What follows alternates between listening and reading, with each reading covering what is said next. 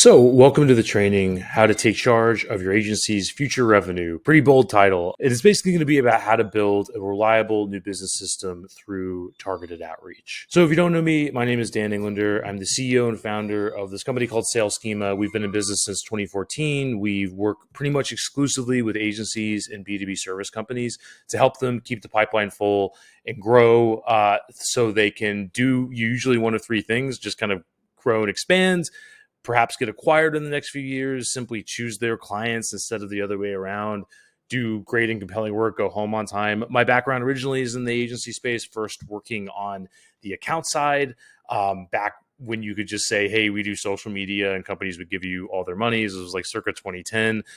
Moved on to a split kind of hybrid sales, account management, client services role in the creative space, helped that company grow to seven figures and win probably like 20 something Fortune 500s. Tried every tactic under the sun to build, scalable and repeatable new business in an agency context. Learned a lot from that. We did it inbound, we did outbound, we did everything. Started Sales Schema in 2014, and have basically worked with more than 100 agencies at this point to usually reach and open doors with significant brands, primarily through targeted outreach. So we've learned a lot over the years. We've learned, how this area has changed. We've learned sort of how powerful it can be. So that's a little bit on our background. There's a few different things that we're up to. We do this in a done for you capacity for higher level agencies. We also have a number of different training programs and other resources like this for agencies that want to build outbound as a viable channel in-house. So with that, I just want to talk a little bit about the power of one more call per day, one more qualified call per day, and just kind of go over the promise of and the straightforwardness of this channel of doing outreach, right? Because a lot of the times our clients are getting business in a reactive way, which I'll talk about more in a second.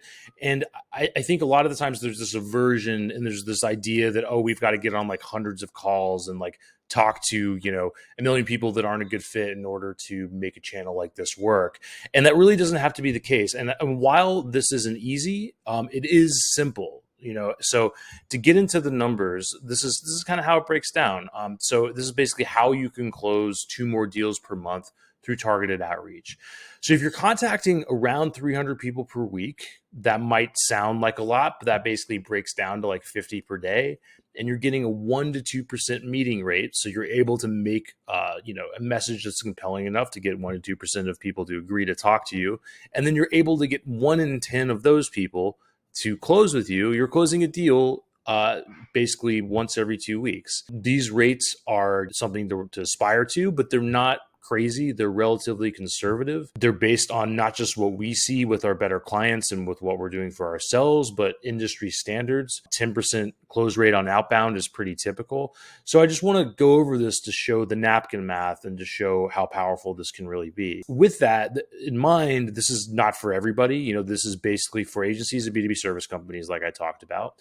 Ideally, you're going after quote unquote big ticket, right? So you're not doing like dentist's office for $1 or $2 grand a month or something like this. You're going for funded startups, mid-market, enterprise, Fortune 100. You're going after significant deal size. That's not to say that the methodology here won't work at all for going down market. It's still the same human wiring and whatnot.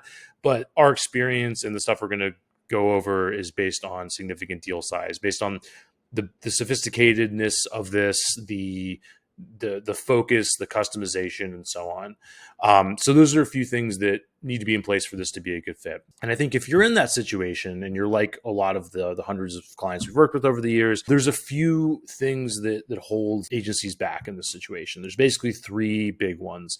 The first is the feast and famine roller coaster. This can manifest and be caused by a number of different things, but one of the biggest ways this plays out is you are getting business from referrals. You might have marketing leaders who you get to know, they take you with them, but also it's a double-edged sword, right? Because then if you get attrition, you get some new decision maker coming in, it can affect your longevity with a big particular client. Another part of this is having a big gorilla client, having too much revenue concentration in one place. The second part of that, tied to this, is that overall reliance on referrals and RFPs can do a few different things. For one, it can create kind of an inflated sense of your team's sales abilities. And we hear a lot of like, if we get them in a room, we close them, right? But the reality is most of the time the agency is only used to people when they're at the far end of the buying cycle, right? When they're solution aware and they're not used to selling to the general population through a repeatable new business system, right? That's going to allow them to achieve their goals and everything like that. And then the third thing that holds people back is just kind of a culture of reactivity that's kind of caused by all of the above, right? So it's the idea that, we need to wait for things to come to us. We don't have a right to contact our own clients and our own market and everything like that. And I think the reason, and I'm telling you things that you probably already know, and you probably see this in your agency, but the reason people stay stuck once they already know these things are a problem are another three reasons. The first is saying we don't have time. Hey, we've got this big client, we've got this big proposal we got to do, whatever. And saying you don't have time is another way of saying this problem is not important enough to solve, right? And that problem is defined by having these sort of reactive, fly by the seat of your pants sales processes as opposed to something that's repeatable, right? So that's the first thing. The second thing that holds people back, causes them to stay stuck, I should say, is the idea of getting all your ducks in a row. We hear a lot of this as in, hey, we've been working with whatever growth stage tech startups. So we've been working with CPG brands for 10 years, but we were not ready to contact them yet because we've got to build sales collateral and we've got to redo our site. We've got to hire this person and that person and all these sorts of things that stop the train from even starting off down the tracks, right? So that's the second thing. And then the third thing is just inconsistency. We hear a lot of, yeah, we started to do this. Then something got messed up, which is par for the course. Something got broken, we got busy, and then we stopped doing it again.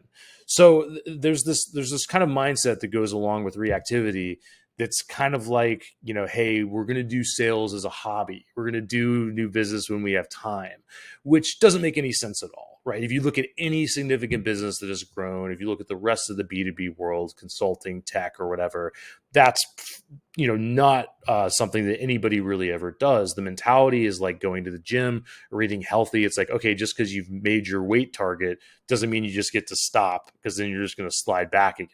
So the idea is, this always has to be on. You're always prospecting. You're always teeing up future business. The false objections to that we tend to hear are like, well, we don't want to overstretch our team. There's plenty of ways to deal with that problem. Yes, you can scale up if that's what you want for your business, but you can also have waiting lists. You can also raise your prices. You could also sell products that are more scalable. But the idea is you don't get to stop prospecting. That is if you want to break out of this negative roller coaster of ups and downs. With that, there's a million different tactics that different gurus are saying you should do, right? But they all kind of break down under four big umbrellas. There's basically four things you can do to go outside of like reactive, unpredictable referrals and so on, right? There's cold outreach, there's warm outreach, there's content, and there's paid ads. And it's really not about this or that. It's kind of a this and that question. And it's a matter of kind of how you budget your time and resources. Our focus is going to be on outreach for reasons that I'll talk about in a second. So let's talk about outreach. And a lot of people, if they're selling a particular channel to you, they will say, hey, it's the be all end all. It's a silver bullet. This is the best thing in the world. Everything has context. Everything has challenges and advantages, right? So with outbound, first I'll talk about the rub. The rub is it's not going to be like a referral, but the upside is you get full control over it. So you get to decide, hey, we want to work with these companies and these people, and you get to guide that, and build a strategy around it. The second aspect of it is you get to contact the fat middle of your market, which is most of your market. If you think about your total addressable market, there's a small percentage of people actively searching for a solution. Now, if you're dealing with referrals, that's probably 80-90% of the leads you're talking to, more or less. And if you only want to talk to that sort of lead, I'd recommend focusing only on those referrals. And there's ways you can expand that, which we'll talk about later, to be more targeted about getting referrals, or you can pay for search ads and look for the small percentage of people actively searching. On the other end, there are people that will never hire you, either because they're happy with their current agency or whatever it might be. And then there's everybody else that has a problem, that would talk to you if you approach them in the right way, right? So this is the power of outbound, is we get to reach these people sooner. And also, yes, some of them might like content, and there's ways you can incorporate content and demand generation and all that great stuff. But there's plenty of people, especially in the B2B space, that will just prefer to have a 30-minute conversation to get the door open, as opposed to this bill of goods we've been told, which is like everybody wants to go through hours of content before they talk to you. And the fact is, like, if you're a busy, marketing decision maker in a company, there is definitely a world in which the right person, who de-risks the conversation is going to be better, faster value than going through hours of internet content. So that's what this sort of approach is like. So let's talk about targeted outreach a little bit and how to make it effective. Maybe it's completely new to you, or maybe you've tried this in-house. Maybe you've hired a lead generation company and they've failed. Usually maybe getting you leads that are not worth your time, or it's just been crickets and you haven't seen anything at all. So what we found is there's this kind of dichotomy where people tend to get it wrong. On one end, on the right end here, are people that are kind of like worried about doing outreach, don't really want to do this at scale, and they write custom love letters, right? They're like, okay, we want to identify these 10 people. We're going to make sure everything's perfect, and we're going to like contact them. And one of a few things happen. Maybe it works, and then your team gets busy, right? And a proposal comes up, and then the sales as a hobby thing kind of falls apart. That's really common. It doesn't work for one of a million reasons, largely because scale does matter. We do need to get to a certain amount of activity, like I talked about in the beginning, kind of getting up to that 300 a week level or more. That's just a benchmark. So nothing happens. So that's one end. That's the far end. On the more common end with people doing outbound, especially if you've hired a lead gen company, is it fails because of too much scale, because most people are going in cold and selling way too hard. And there's a few issues with cold outreach like this. For one, there's so much skepticism and noise overall in the market that we have to be more sophisticated. More on that later. A lot of the times these cold outreach approaches are kind of one size fits all, right? So they're based on what might work for transactional products, for software, and for other things like that. And when you're dealing with complex consultative offers like agency services, it's what we found is just a different approach, and we'll get into that. And you have to be a little more sophisticated about it. And then the other issue is deliverability and potentially reputation damage, right? Because what we tend to see is this onslaught of advice that's like, you need 20 touch points to get a door open. But the problem is, those are optimizing for metrics that are readily available at the expense of everything else. So yes, you're seeing the increase in meetings that maybe you're scraping up a few people at the bottom of the bucket when you contacted them with the 50th email in a month, but you're not seeing the fact that your deliverability is going to crap because Google and all the email providers are basically sending you right to the spam box, and all you're seeing is a low open rate, and you're like, outbound used to work and it doesn't work anymore. Guess I'll move on to something else.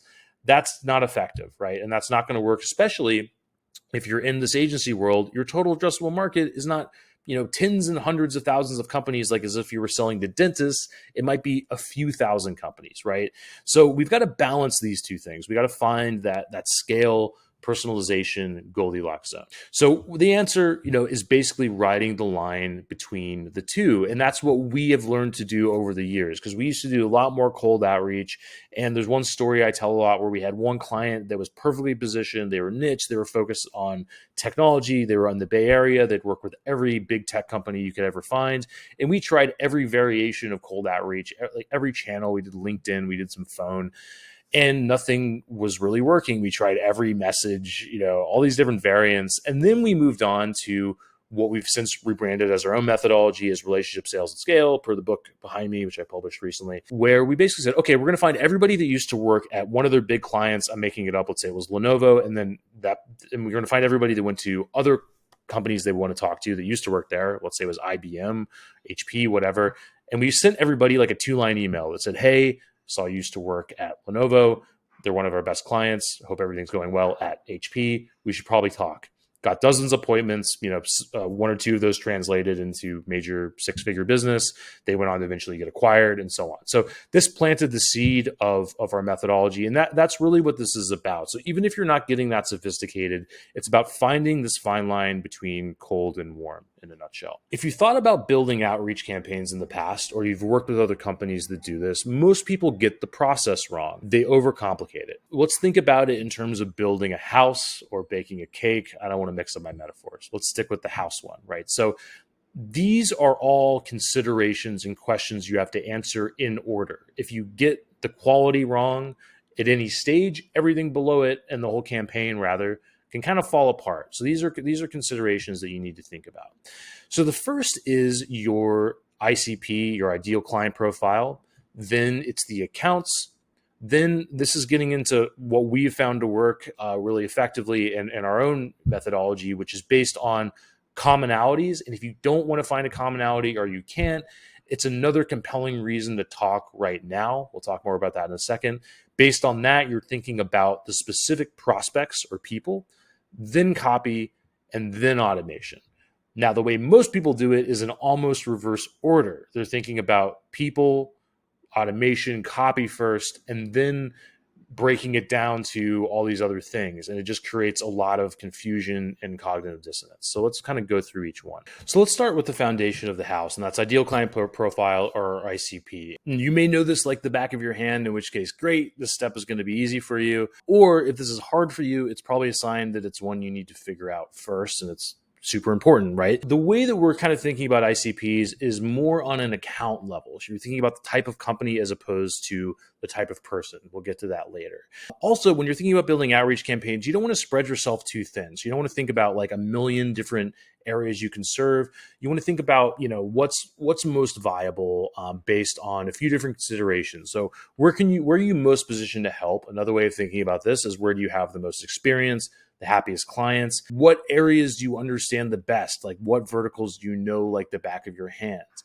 So if you're starting outbound fresh, it's better to think about this and to prioritize this than to think about some shiny object vertical based on some recent project you've had. So that's the most important thing, is to start there. And then you can probably build out a couple more. But even for our clients and for us, we're not really going beyond 3 active ICPs at any given time, because otherwise you're spreading yourself really thin in terms of the data management, the copy, the message, and everything else. So you're starting there. The next one is all things being equal, you can't focus on growth. What's a growing market? That's ideal. You may be thinking about technology over newspapers, et cetera. And then another consideration is what is going to be findable, right? So, and reachable in an outbound context.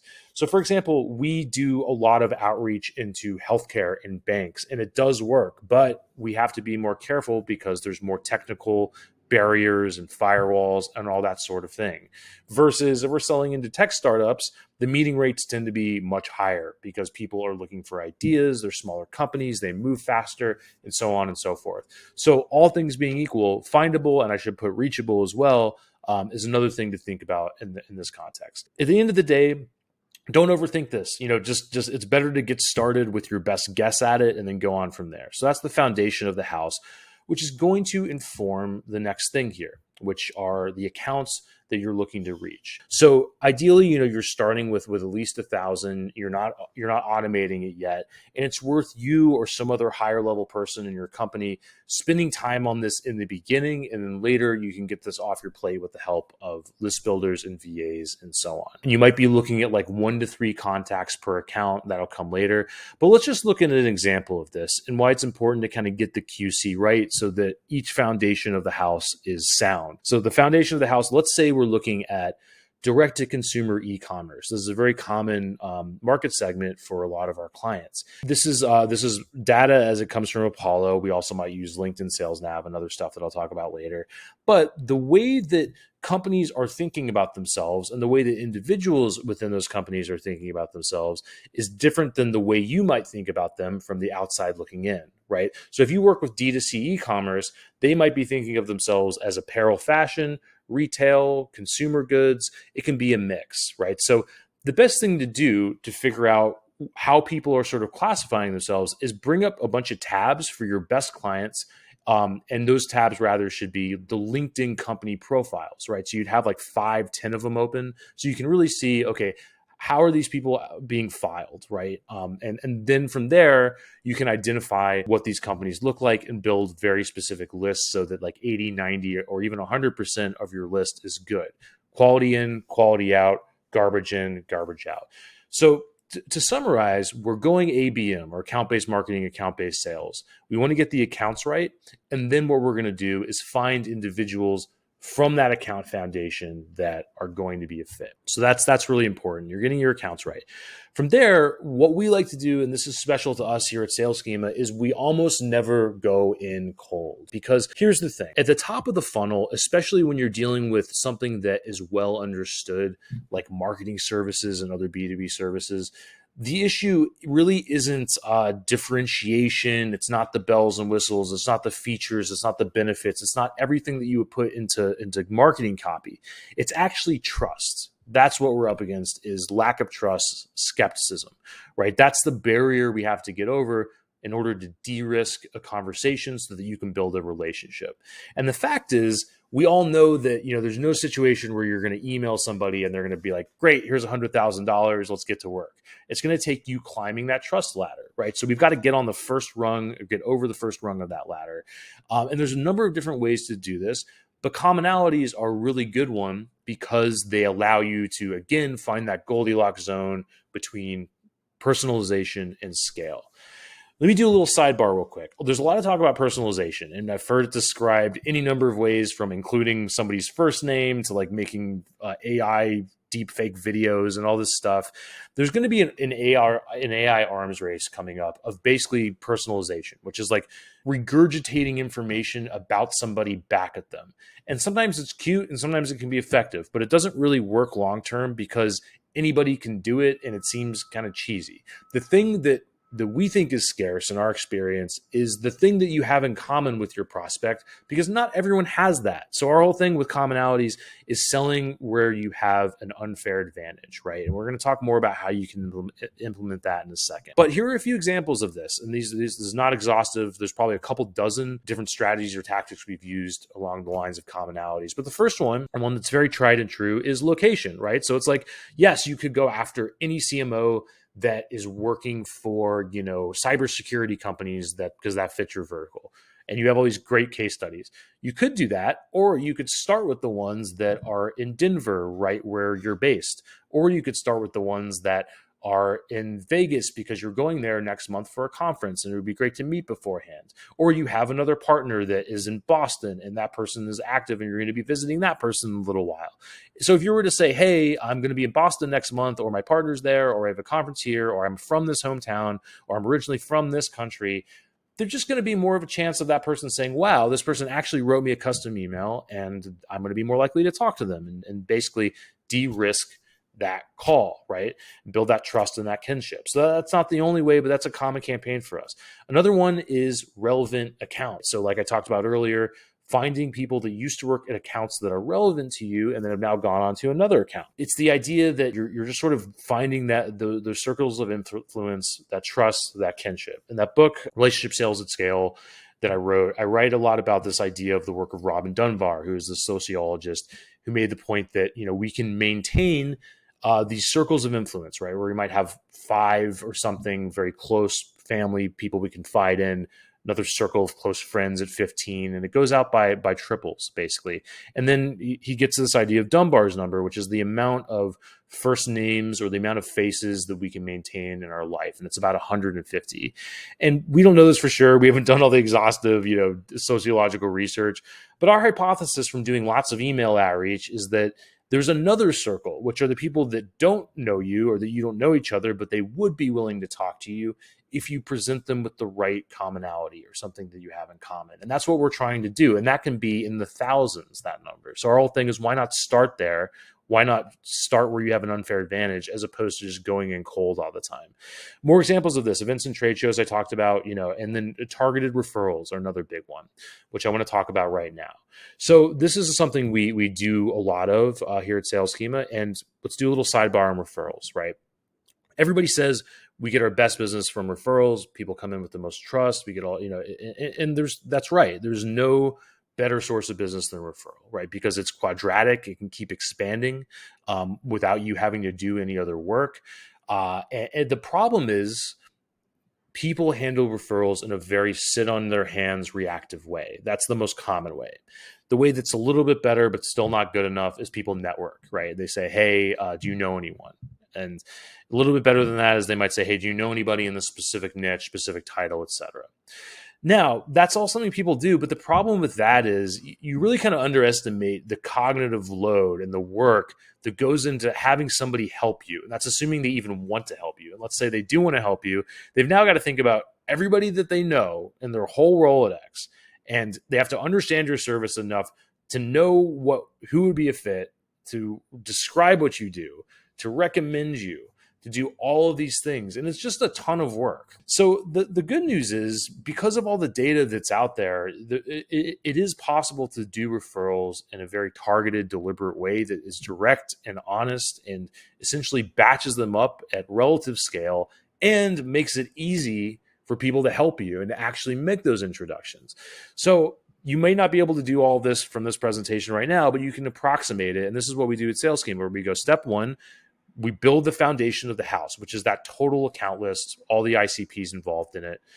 From there, what we're doing is we go to our clients and we say, okay, export a list of your first degree connections. And what we're going to do is we're going to map the number of ways in everybody you know has into those specific accounts and titles that you want to reach. Now, the first objection that we hear is, hey, Dan, or hey, Sales Schema, I don't know everybody I'm connected with. I have plenty of fake connections and whatever. We've ran automated this and that. And that's totally part of this. And that's the same for me. It's the same for everybody. And there's a couple of things there. For one, of course, we're going to be able to prioritize the people you do know. But even the people you don't know, if you find out there's somebody that you're connected with that has a dozen connections, into accounts and titles that you want to reach that you've looked at, then that's maybe somebody worth building a relationship with. And that becomes pretty straightforward to hit that person up and say, hey, we've been connected for a while, do a lot of work in your space. We should probably talk and see how we can help each other, right? So from there, we're able to map the number of connections. We figure out, okay, we can rank them. And then the last step is hitting up those people and saying, hey, I saw some people I'm hoping to reach. Can I run some of the names by you? Or can we hop on a networking call? And this can be extremely effective because you're getting in with that level of trust. So these are all, ideas and things you can throw around for not just going in cold, but finding those people who actually have commonalities with you, whether it's existing relationships, referrals, locations, and there's plenty more from there. Again, the next stage of the house is the prospects, the actual people, and rather the next consideration. I get that these things are tied together. So this might sound like a lot to juggle, but keep in mind the numbers here. We want to be able to successfully deliver messages to 300 people per week. And if we're getting 1 to 2% of them to agree to talk to us, we're getting about an appointment a day or 3 to 6 per week, right? Which is great because it's not a ton of time. And if you get the quality right, these are going to be people that are really worth talking to. So once you're ready to contact your specific prospects and people, you've kind of landed on these commonalities. I think what we tend to see is there's lots of hand wringing and lots of indecision. Who decides? Like sometimes we talk to this title, sometimes we talk to that one. If you're selling into big companies, there's a lot of, hey, sometimes procurement gets us in, sometimes it's this, sometimes it's that. And the fact is, and this is especially true for larger organizations, you don't really ever know. And even if you do know, things are dynamic and they change and there's politics and there's all this stuff. So the right thing to do is to not overthink it. Once you've built the foundation of the house, right, accounts, then commonality, so you can find a compelling way in and you're selecting people based on that thing they share with you on a data level, then you want to think about, like I said, right organization, right department. And sometimes we have clients that when you're selling into a smaller company, you can treat that as optional. It doesn't even have to be the right department. And a senior enough person, right? You probably don't want to talk to an intern that's there for 3 months. You want to make sure that they're at least a certain level to be able to help you. So all things being equal, broader is better, because the worst case scenario is you get a lot of market intelligence into how the company decides by getting somebody to agree to talk to you. So if you just want to talk to the highest level person, for one, it's going to be harder to get that call. They may not take it with you. And if you don't have anything in common with that person, then it's unlikely to work anyway. If you don't have a good commonality or why now. So there's a few things to keep in mind when it comes to selecting prospects. Now, let's talk about copy. The goal with copy, and this is the most common sort of response we get for clients, both for ourselves and for prospects, is something along these lines. This was, a major marketing decision maker at Philips that we got for a client a while back. Darn this Canadian connection thing. I never responded on unsolicited requests like this, but your hook got me. I'd be happy to connect and chat. I'm also trying to build connections for Philips in the agency space. My schedule is very stacked for the next couple of weeks, but how about 30 minutes sometime in October? So variations on this response are very common. We always hear, I never respond to unsolicited outreach, but this got me. Or I never respond to this sort of thing, but there was something different about your email. And that's how we make decisions. We don't always know why we decide to do certain things, but what we found is that there's certain guidelines and there's certain commonalities in effective campaigns that make for effective outreach and make people agree to speak to you, even if they're very busy, even if they're very skeptical. And we're going to talk about those things in a second. But first, I want to talk about how 99% of people get this wrong. I know you can barely see this. I know it's small, but this was some copy that a client in one of our training programs wrote that we had to kind of like give some feedback on here. 99% of the time when people do this, they are going way too salesy, right? They're doing what they do for clients and they're writing marketing copy. I'm not saying that can't be useful, but context and the medium and the situation are very important. And the fact is we are in people's inboxes, right? So we have to be a little more sophisticated and we have to think about this a little bit differently. Now, all the marketing copy and all the differentiators and all the great stuff you're doing and all the selling, that has its time and place, but it's not at the very top of the funnel in an outbound context. It's further down the funnel. It's further into the journey, basically. So I'll read this. I might not drag us through the whole thing. We'll see how it goes. But this is a client of ours in the training program. We're saying the subject line: elevate your Amazon success with our agency. Let's connect.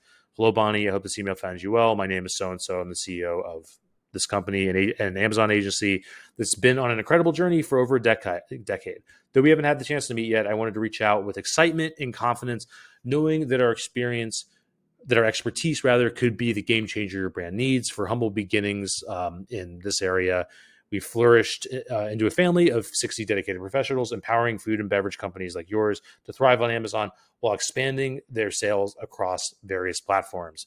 As a fractional employee, we take pride in addressing every challenge your brand encounters, leaving no stone unturned in our quest for your success, including the critical aspect of branding. This past year has brought significant changes in the e-commerce space. We've been closely listened to business owners' concerns and applications throughout. Now I'd like to learn more about your unique goals and explore how our passions and interests align perfectly. Would you be available for a brief introductory call within the next few business days? I promise it'll be an insightful discussion tailored specifically to your brand's needs and aspirations. Look forward to connecting with you soon. Warm regards. So I don't want to beat up this company too much. They're very successful and talented in what they do. But this is what most outreach looks like. If you look at your spam box, if you look at the way that we see clients rewriting emails that we recommend, it always goes towards this. There's a few issues. For one, it's mostly focused on you. It's focused on the salesperson, the company, not the recipient. Also, this is something that you would write to somebody you don't know. It's not something you would write to somebody you do know. If this was a friend, if this was an acquaintance, if this was somebody you met at a cocktail party or a networking event or a trade show, and you had a conversation with them, would you send them this email? And the answer is no, or I really, really hope not, right? Because it's not personal. So with that in mind, here are some guidelines. Here's kind of how we've been able to get to that just for me effect that makes calls happen, right? The first element is trust and kinship, like I've talked about. Commonalities are one way to do this. They're not the only way. This could be based on something else, right, that really ties you in with the person that you're reaching out to. And again, the qualifier there is, would you send this to somebody you've actually met, somebody you've had a conversation with, right? And really think about that. Read it out loud. We always recommend that, like I just did. Read every email out loud before you send that. Another thing is deep understanding, right? Can you talk the talk and walk the walk? This is almost like fractal and microscopic. All the little things that you say, the terms of art, the style, right? The culture. Like if you are a cybersecurity company selling to finance bros in New York, those guys like 2-line emails, right? It's a different culture than if you were selling to, HR professionals and large CPG brands, maybe. The words you're using, all those different things are very important, right? So another aspect of this is show don't tell, right? So you need to talk about what you've done and why you're competent, but usually the way we see people do get this wrong is it looks like marketing copy. They're saying we've gotten X% ROI for Y company in this many years. This is where there's some nuance, right? And there's not one way to do it, but subtlety is good, and you want to make sure it's falsifiable or an argument. You want to look like say something where if somebody reads it, they're like, okay, I can't argue that they did that, right? And we'll talk about an example and I'll actually go through successful copy in a second so you know what I'm talking about. But if you say, hey, we've gotten 50% better ROAS in 1 month, that could be true, or somebody could just be like, I don't understand this, or they could say rather, okay, but maybe it was under this or that situation. There's just shades of gray, but big, bold, like this is real, we've done this, is really important. And even better if you're tying this thing back to the deep understanding. So a lot of the times this means verbs over adjectives. Most of the emails we write have very few adjectives. Unlike this is all superlatives, right?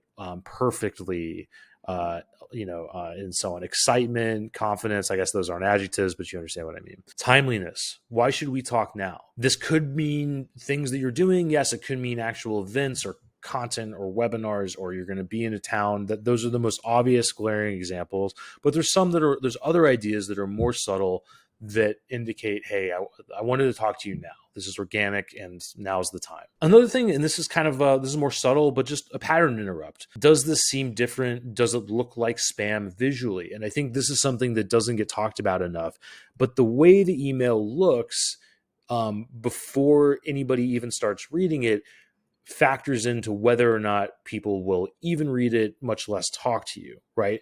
So the shape of the email, does this look like, again, something you would send organically or receive organically, or does it look like spam? And the good way to avoid this is to go into your spam box and just make sure and just write something that's counter to all of that, right?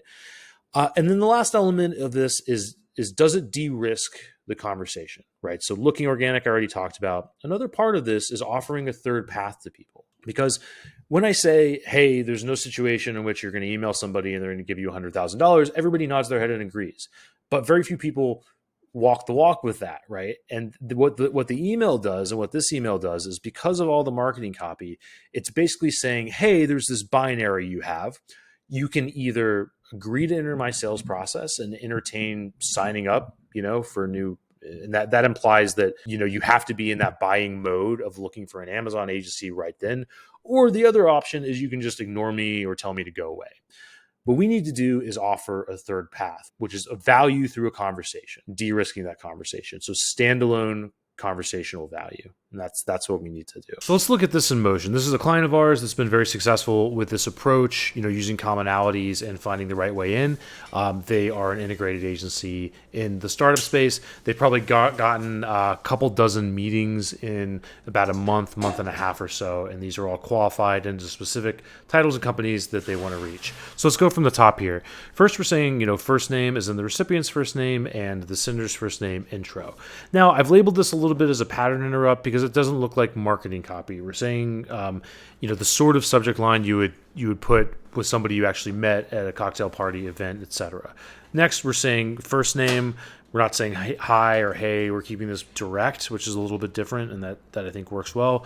Hope this now day of week finds you well, as in hope this Tuesday finds you well. I wanted to connect because I saw we know a couple of the same people. If LinkedIn is accurate, big if, and we're both in the Chicago area. I'm based on the north side, and like everyone else, I'm about ready for winter to be over. So again, you could go in cold, you could contact just about anybody, but why not start with the people that are already likely to talk to you based on something you have in common? It can get much more sophisticated and fancy, but in this case, we leaned into a local approach, i.e. the Venn diagram of right decision makers in those areas that happen to be close to our client. Beyond that, I wanted to explore a potential partnership or at least to be a resource. This is the third path, right? This is giving people another option instead of just ignoring us or telling us to go away or having them enter a sales process. So we're basically de-risking a call in this situation. I'm the CEO at this particular company, and we're an agency that helps B2C SaaS startups, perhaps like company, grow through integrated marketing. In the past year, we partnered with client A, B, and C, but I've worked in SaaS for years, even taking this big name public 10 years ago. So this is going back to the show don't tell principle, the idea of saying things that are falsifiable, that people can't poke at. Basically, like these are claims that are real, and it's kind of walking the walk and talking the talk, showing that you actually do what you say, and ideally people are usually going to be going to the website and then seeing, wow, these things are true, which is going back to an earlier thing we talked about, which is that you want to focus on those areas where you're strong as the first starting place. Next paragraph, we're saying, I'm not sure if there's an immediate partnership opportunity, but I was hoping to connect and share an idea. This is a couple different things. For one, third path principle. Other principle is timeliness. Timeliness doesn't have to be like an exploding offer or something dramatic. It could be that I have an idea, and what's implicit in that is that your idea is not going to be around forever. It may not be exclusive, so it's worth talking now. It does help move things along. Would you be open to a casual chat in the upcoming week? Warm regards, and then the sender's name, which is a bit of a pattern interrupt as well, because it's a little bit more old school and classy.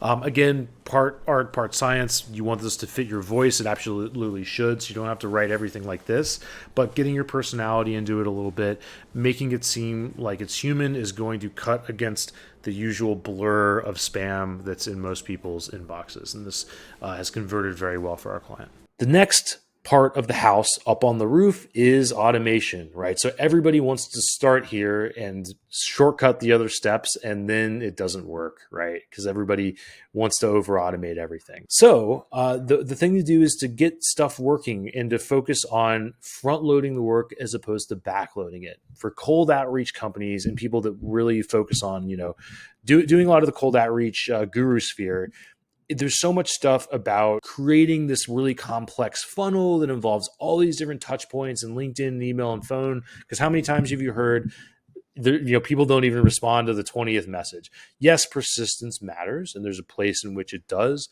But what we find is that when you're dealing with a skeptical market, if somebody hasn't replied, after the first couple of touch points, the chances that they're going to reply on the third, fourth, fifth just reduce themselves dramatically. So yes, maybe you'll scrape up a few more, but again, you're not seeing everybody that's clicking that manual spam button and then deciding not to talk to you. So what we want to do is focus on front loading the work. If you focus more of the work on identifying the right companies, people that share commonalities, prospects, copy in terms of that initial message, then you're going to get a lot better results than if you just forget about all the building blocks of the house and focus on just trying to automate things out of the gate. All that said, here is the tech stack that we use, and we're very agile with this. And here's how to kind of think about this. So there's a lot of different data sources you can draw from. If you're in this B2B world of ours, Apollo can solve a lot of those problems now. That's usually what we go to for data, in addition to LinkedIn Sales Navigator. If you're in certain niche areas, like let's say you're in tech startups, there may be a way that you want to use Crunchbase. If you're in the Amazon space, there's Helium 10. And then there's hundreds, if not thousands, of other data sources you can use to inform your campaigns. Now, often this data exists on the account level. So maybe you can identify an account where they might be in market, or they fit XYZ parameter, or they're doing, 50,000 a month on Amazon, or whatever it might be. You're using that to build your account list. From there, you can move things right into sales engagement. Our tool of choice right now is Apollo.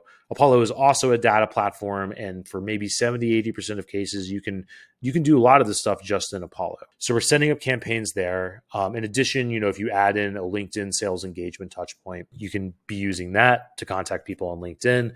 You're engaging your market. Now, once somebody replies, then they are leaving sales engagement land and either going into your CRM, or if they reply negatively, then you're not necessarily contacting them again anytime soon anyway. So once you get a positive response, then they go into your CRM of choice, whether that's a HubSpot or a Pipedrive or whatever it might be.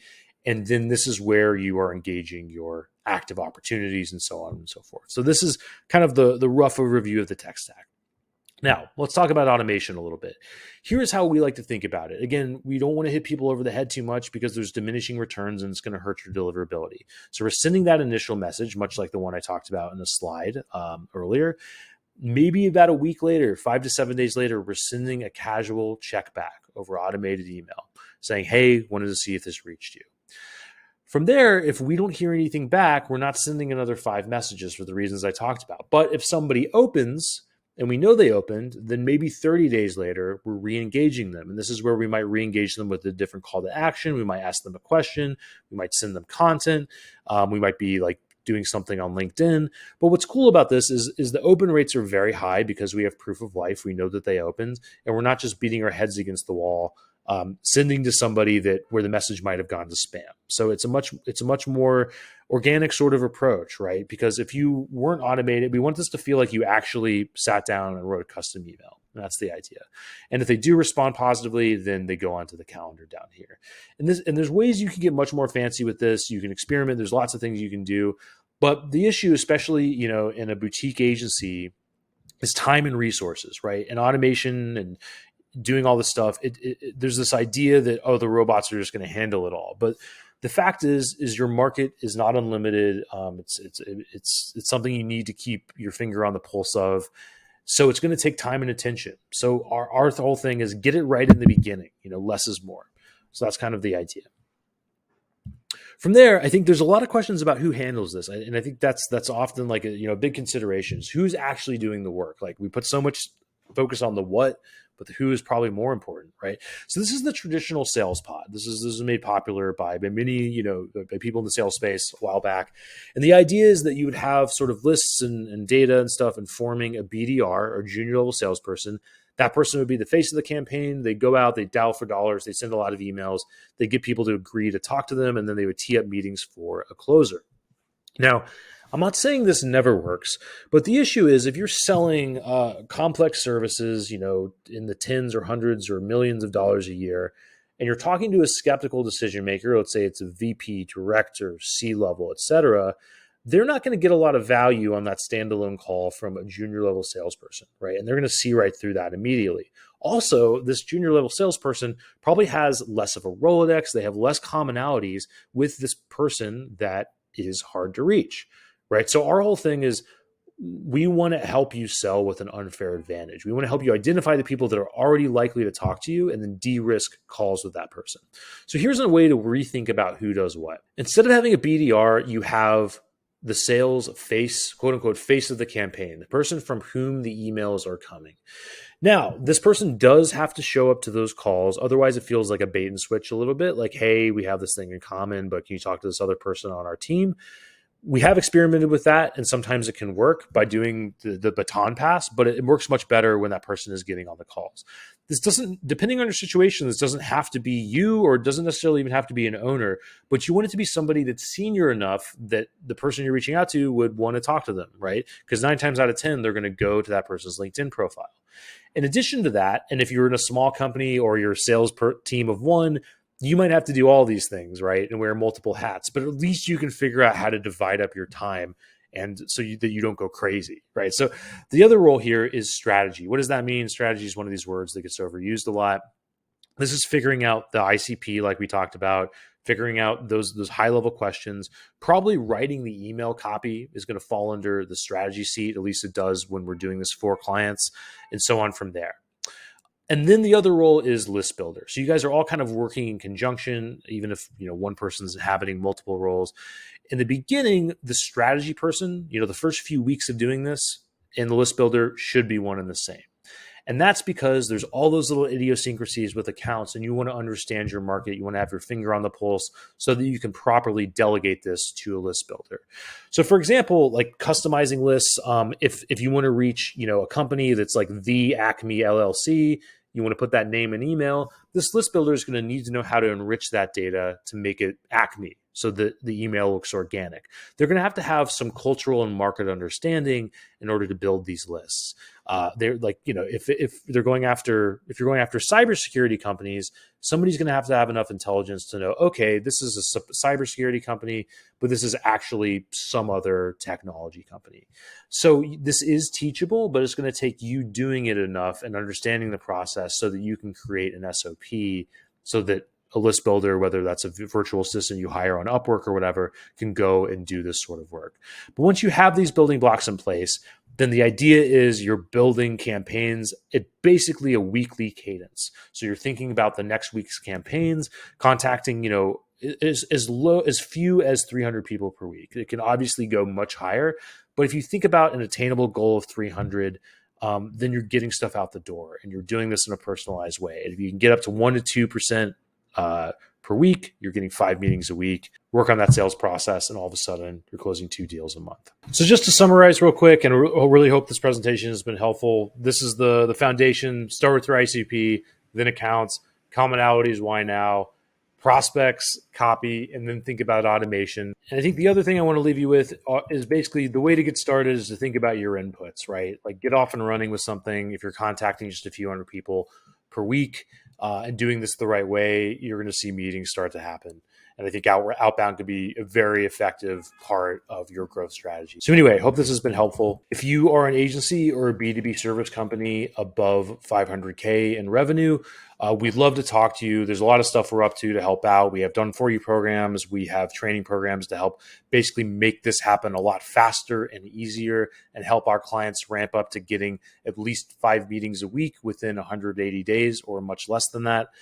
So if you'd like to learn more or have a casual conversation with us to see how we can help, you can do that by going to saleschema.com/consultation to book instantly with our team. Thanks again.